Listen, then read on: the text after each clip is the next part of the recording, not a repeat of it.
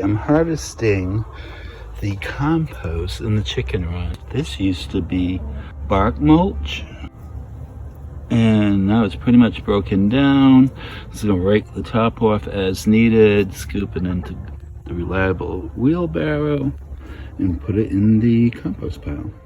Good morning, friends. My name is Rick, and welcome to my Cape Cod life.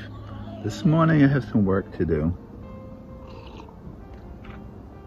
And this coffee's so good. It's Beulah Roasting Company. It's Jess Howard's company, you know, from Roots and Refuge.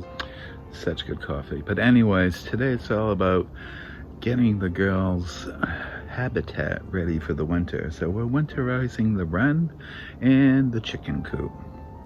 And to start, I'm gonna muck out the chicken coop.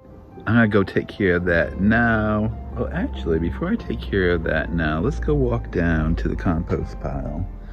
Girls are getting antsy. They wanna come out. They can wait a minute. Be right with you. Hold on. I'm taking my friends to the compost pile.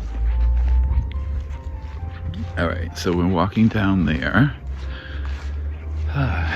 It's late morning, November. Can't believe it's Thanksgiving next week. But let me flip the camera around and I will show you my harvest of compost from the chicken run. All right, there's my black gold. I think that's about 1.5 yards, I would guess. Maybe 2 yards. It goes into here. I gotta get it all stacked up, but that's several wheelbarrows full. So that's the harvest. All right, let me go let the girls out. Oh, look at that tree, how pretty. Yes, all they're doing is squawking, and I haven't had time to run. By the time I get home, this time of the year, it's getting dark and they're going to bed. So I see them in the morning when I let them out, but they miss me, and I miss them actually. So let me go take care of them. I'll be right back with you. Hey, my lovely ladies. Some of y'all just want to go run. All right, woo, very excited. Look at that. Oh yeah, that was party. Even bathing, good. So this is last year's bedding that I mucked out of the chicken coop. It's broken down over the year, and I've just used that as mulch on top of my garlic. I'm in 7A, and we actually, I guess, don't have to mulch garlic, which I didn't know until this year. But I've been mulching it all along for the last 5 years. I'm going to continue with that. I think it was helpful last year because we had a really cold snap. It was like negative, I don't know, 14 or something. It was like a negative 22 wind chill. I can't remember exactly, but I think that saved the garlic last year, so maybe we don't always have to. And you could always, like, if you know it's coming, use hay or whatever to mulch, something like that in that case. But I'm mulching. And there we go. Now I have to go muck out the coop. That's why I was making room with last year's spent shavings, so I'll have to do that. Right, so here is the shavings that's coming out of the coop. I'm putting it into this container over there, and I'll let that sit for 1 year or so, or even at least till spring. I might use it to mulch my potatoes next season. You would be surprised. This has been in the coop for 1 year, and look how dry that is. That's why if I have to have a static coop, I like the deep litter method. This has been in the coop for 1 year. Now we'll let nature take its course over the next several months. It'll rain, it will do its thing. And next season I will have some mulch for my garden. It won't break down entirely over the winter, but as you just saw in my garlic bed, it looks great. It'll finish breaking down over the course of this winter and next season, and just add to my soil. All right, so have most of it out of there. I am going to now sprinkle this with First Saturday Lime. You can use this.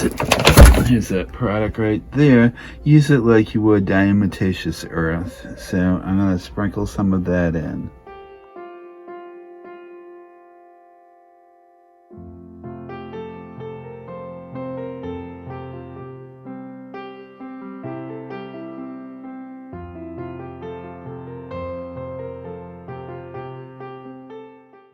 And these are wood shavings. I'll use them liberally in the coop. All right, now we'll put the pine shavings in, and we want that to be several inches deep, so.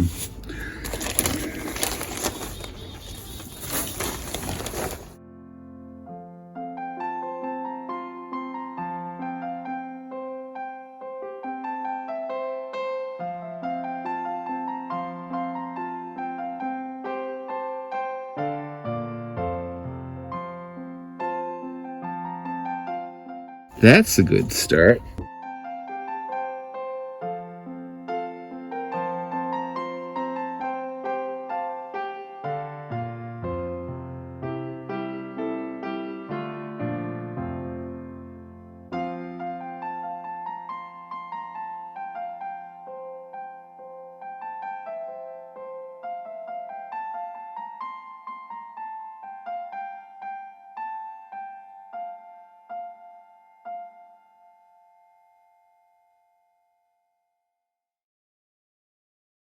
So I use most of that bag. I'll sprinkle the rest of this bag in a week or two on top. They're gonna kick a lot of this out. That's just how my girls are. Besides taking care of the smell of the poop and whatnot, the steep litter method will also help insulate the coop in the wintertime and keep them cozy. I'm going to close the doors to the coop. I think Hardy really wants to go lay an egg, and since she's the only girl still laying, I'll let her.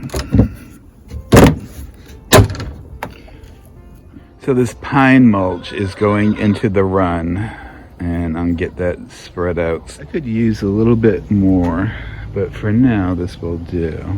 And that's what Joe Salatin calls a carbonaceous diaper. So I'm going to trout the poop. They're going to scratch it around. In a few months, I will have a whole bunch more compost. All right, so they're back in. They're nice and happy because they have snacks.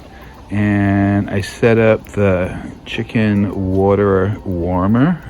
So when it does get cold, and we've had a little bit of ice on some puddles lately, I will be good to go. I'll just have to bring the extension cord over. Again, I do want to get a little bit more of the mulch, and they're going to be snug as a bug in a rug this winter. Right, ladies, I hope you appreciate it. Well, my girls are all set for the winter.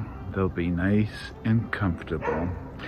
Now, a couple of things about chickens in the winter. If you don't know, there's no heat required. They puff up their feathers and insulate, and they're fine. Really below zero temperatures, that may be a different story. So in the winter, if it snows, I have to kind of shovel it away so they'll come out and drink their water. And usually I'll put down hay or pine needles or whatever I have about so their feet stay dry. They are naturally snow blind. They have a problem with depth perception when everything is white. So that's the other reason I have to clear out some space for them. But for the most part, if it's been snowing, hey dog, they'll just stay in the coop and stay nice and snuggled up and warm. So they'll be fine. Well, thank you for sticking around with me and doing some chores. And as always, my Cape Cod life.